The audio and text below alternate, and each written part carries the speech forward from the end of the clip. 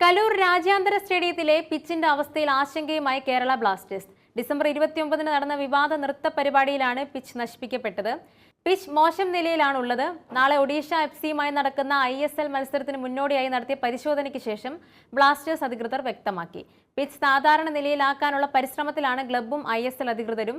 കൊച്ചിയിൽ നടന്ന സംസ്ഥാന സ്കൂൾ ഗെയിംസിന്റെ ഉദ്ഘാടന ചടങ്ങുകൾ പോലും ഇവിടെ നിന്ന് മാറ്റിയിരുന്നു. എന്നാൽ മൃദംഗ വിഷന് നൃത്ത സംഗീത പരിപാടി നടത്താൻ സ്റ്റേഡിയത്തിന്റെ ഉടമകളായ ഗ്രേറ്റർ കൊച്ചിൻ ഡെവലപ്മെന്റ് അതോറിറ്റി അനുമതി നൽകുകയായിരുന്നു. സ്റ്റേഡിയം പരിപാലിക്കുന്നത് കേരള ബ്ലാസ്റ്റേഴ്സ് ആയതിനാൽ ക്ലബിനോട് അനുമതിയും തേടിയിരുന്നു.